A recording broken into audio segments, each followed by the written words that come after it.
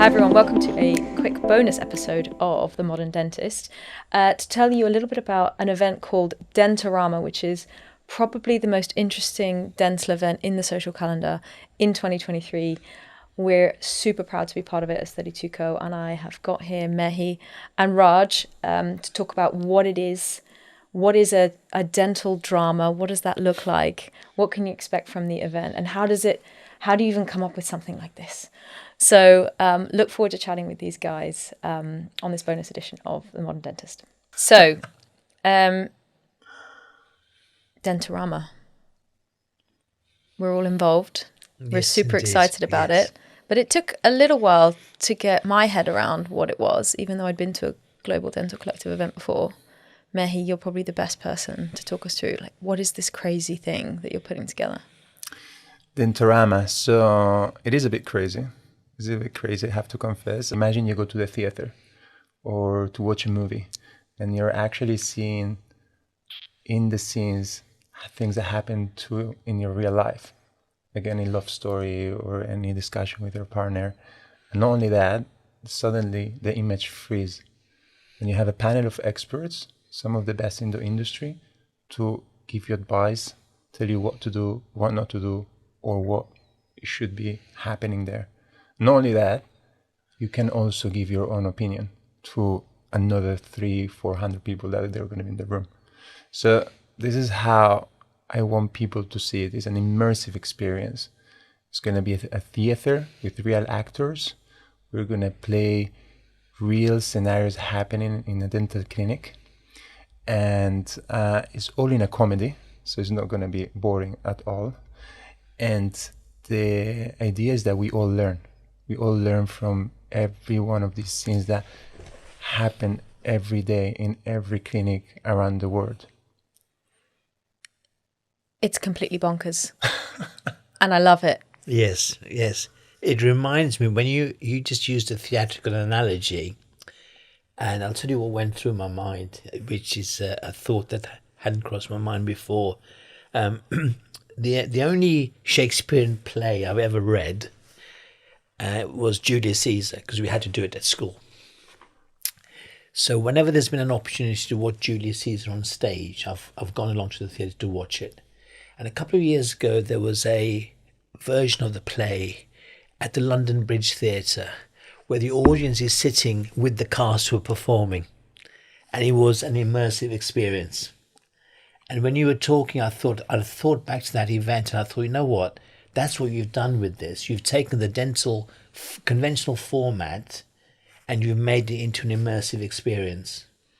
And having participated in that last year, I can honestly say to you that the feedback that I gave my colleagues when I got back to the office at Dental Protection was, I said to them, this is one of the most engaging and original and imaginative formats that I'd come across in the last decade. And I absolutely applaud you for having the courage to try something different and for making it the success that you made it. I'm just very sorry I can't be there to support the event this year. I was thinking to create how is it called, an hologram of yourself, like one of those. Like actually, you're there, like we're doing a scan it looks now. Like something like that. We were actually, honestly, we were really thinking about doing this, and you know that when we are thinking about it, it might happen. It might actually happen. Yes. Yeah. So you'll be able to adjust the grade then, will you? Whatever you feel. Well, you look amazing anytime. Anyway, but whatever you want, we can do it. So what's the vision for Global Dental Collective as a whole then? Because this is obviously a departure from the previous debates. Where are you going with this? We want to be an ecosystem. Our aim is to be the biggest dental ecosystem in the world, bringing together researchers, students, professionals, companies, entrepreneurs, everyone to be able to connect, share their experience, and make the industry better. The events is the initial part of it, and I have to confess, we only wanted to do an event. And the feedback and the need was huge. So we felt like, okay, the responsibility to grow and do something bigger and more meaningful for the industry. And so, as I was saying, we want to be the ecosystem that connects all the dots. And to be honest, the limit, we put it ourselves. We don't have any limit. And this is the beauty. We're not engaged with anyone, and we are just serving the people. When people ask me, how do you come up with these ideas? I think it's a little bit of a mix of our backgrounds. You know, Bruno Cabral is one of the co-founders. He's coming from the music industry. He does festivals for 2,000 people. And Joe is one of the best networkers, and he knows really well the companies and students and professionals. So bringing all this together, this is what happens. So the problem is that when we finish one of the events, we had a meeting. And the first question is, what next? We can't do the same. So it's you really set the bar pretty high. Yeah. So we're always like, okay, what is next? Thankfully, we're really social, and we go to all the possible events. So we have a lot of the people, they come and say, why you don't do this? Why you don't do that? Or I heard from this, I heard from that. So we kind of put together all the ingredients, and then we try to create something. And the previous ones have definitely been a bit of a who's who in dentistry. And obviously everyone finishes at 10 p.m. and goes to bed, right? Yeah, that's the key point. Even Raj, I remember Raj coming to the event. It's like, hey, I'm going to go as soon as the debate finishes. I can't stay to the party. I don't know what time you left. I'm not going to say it here. Well, but what happened was, if I can just share this with you, having left the event before it finished, a few weeks later, 2 or 3 people who were there said to me, oh, it's a shame you couldn't stay longer, but we understand you had to go to a party.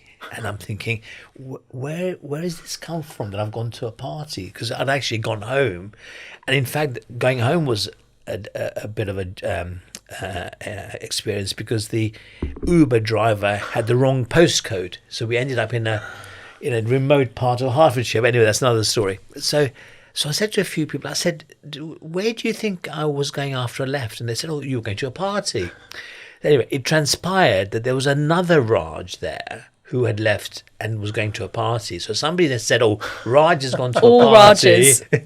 And therefore I got included in the bar. In the thing. Yes. But just for the record, I did go home. Yeah. No, I'm joking. I heard these stories. So I just wanted to put it there. But it's true. The after party is actually our speciality. And we took for granted how much people like the after party. That for Dentorama, we were thinking not to do anything. And people were like, what is the party? What is the party? What is the party? So as we speak, the guys are putting together a great party. So I will just come in here, if I may, with a serious point, which is this, that, one of the comments that you often hear from postgraduate courses, and, I've been hearing throughout my career, when people say, actually, the best bit of the course is often the coffee break or the tea break or the lunch break, because you sit with your colleagues and you talk about things, either things you've heard in the lecture or current topics and so forth. And that's what people find very engaging. And that's something that doesn't happen with a virtual environment. So your after party actually is that opportunity. 100%. It is more than a party. It is an opportunity for people to discuss, debate, but to do it in a social setting. I completely agree. Yeah, because when I was there afterwards, I was sitting at a table with 3 or 4 people, and we spent probably 45 minutes talking about the potential impact of corporate dentistry on the UK market. And actually, I wouldn't have had that conversation in any other forum. So I think there is a serious side to the party, so to speak, and there's an educational value to the party. 100%. And saying this, we had actually a lot of comments saying that the music was too loud at some point, and they wanted to talk, they wanted to network, they wanted to chat, and that made me so happy, because we were just trying to do whatever we think is going to be more fun for the people, or what they like. And when actually we heard the feedback, it's like, no, we actually want to talk and we want to connect. I was like, wow, this is great. And so that was great. If you do a 1970s evening, do invite me. I'm a Music-wise. 70s fan. So Are you a 70s fan as well? yeah. This is my Spotify list is 70s all the time on the clinic. So that might happen. So, Mehy, when we were talking about this first, we spent hours talking about this now, most recently in the pub, because that's where the inspiration is strongest. Trying to get our heads around how are you actually going to do this? Like, you're not a theatre producer. How are you going to put this together? How did that work? Well, we have an amazing team. This is the reality. We have Nicole O'Neill, which is our creative director, and she's a performer, great actress, and we knew her. Bruno knows her from many, many years ago. So we pitched to her. It's like, look, this is what we want to do. This is our idea. And she went bananas. She started giving us like some suggestions, and we should do this, we should do that. And we were like, wow, blown away. We were like, okay, this is happening. I wasn't a bit pessimistic. I didn't know how it was going to happen. But after hearing her, it's like, okay, this is going to happen and it's going to be great. So like everything, it's about bringing great people together that they share your vision, and then happens. Honestly, it's about the people that you work with. Totally agree. So we at 32Co were super excited to be a part of it. When you first described it, we were like, look, this is everything that we are. We're trying to be disruptive, interesting, fun, friendly, alongside being serious and addressing the things that are important to people. So we couldn't wait to get involved. I think the process of figuring out how to create a scene that's interesting, that's meaningful, that's fun has been a super, super fun experience. Raj, I don't know if you feel the same way, because I know Dental Protection are also getting involved.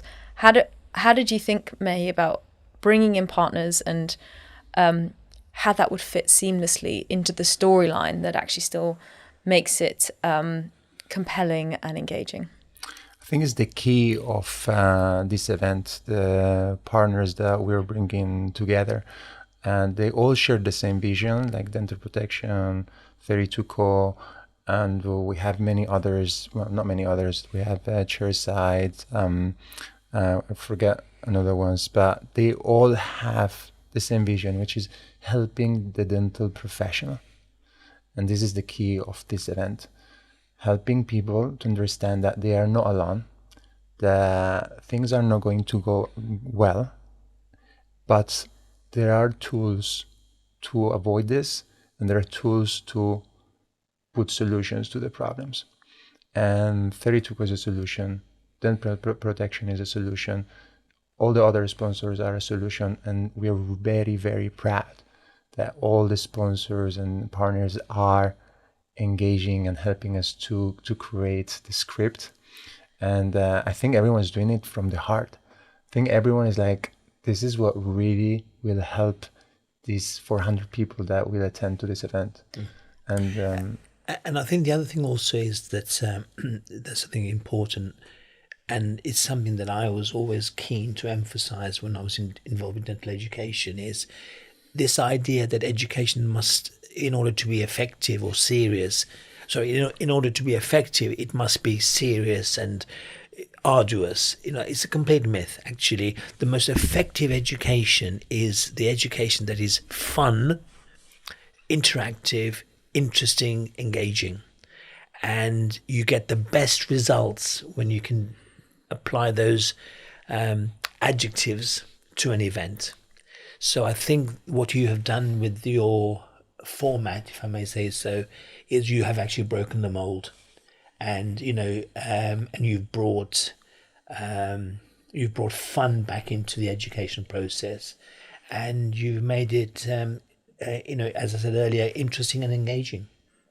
Yeah, I think so. And I think the key of all of this is we're inspired very much on the discussion groups, where everything is improvised and people don't know what they're going to talk about. And that I can tell you what is going to be the topic about, that you don't really know the questions. Absolutely. As a panelist. No, you're right, yes. And the most beautiful feedback that we receive after the events from the panelists, I felt safe.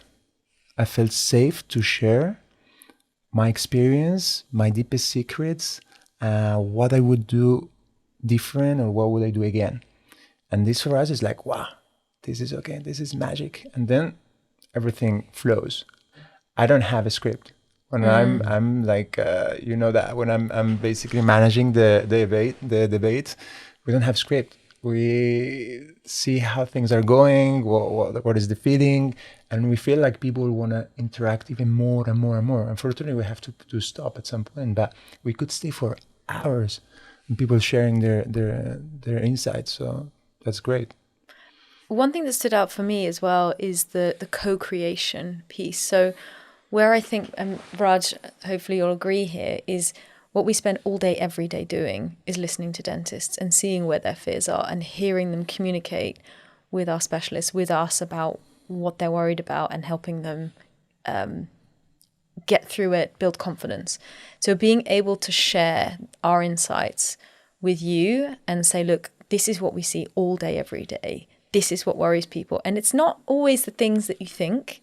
We talked just now, Raj, about the gap in the perception of what real risk is and how much risk there actually is.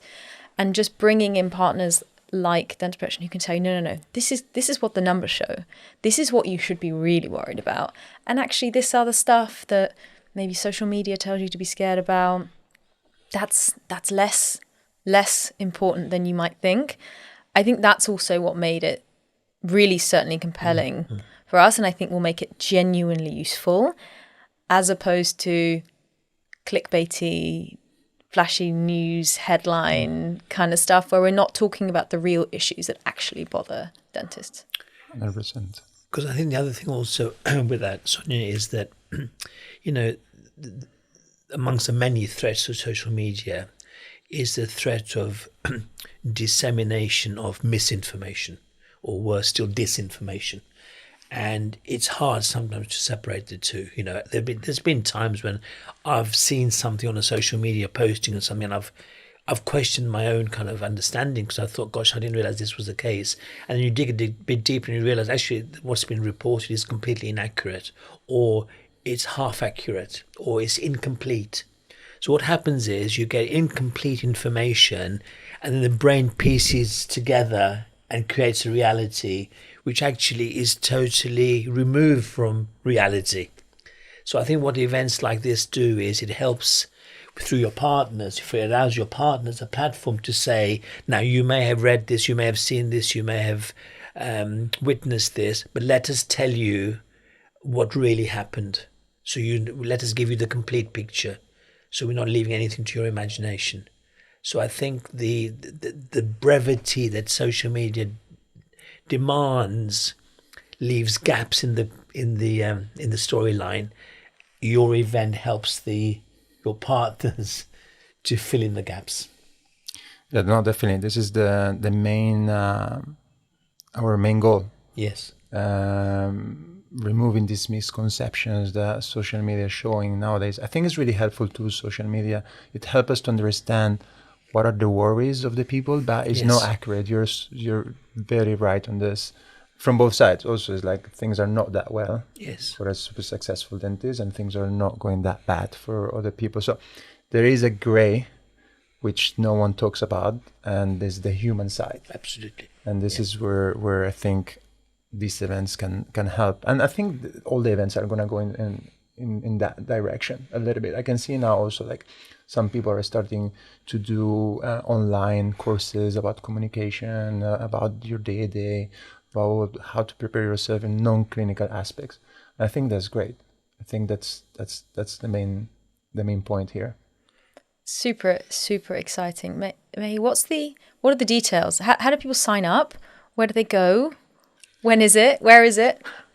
So it's going to be on the 20th of October of 2023, and at the Royal Institution in Mayfair, which is magical venue. I mean, I just fell in love with the venue, and I said, okay, it needs to be here.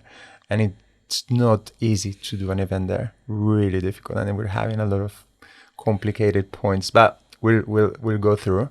So 20th of October, Royal Institution, 6 p.m. doors open.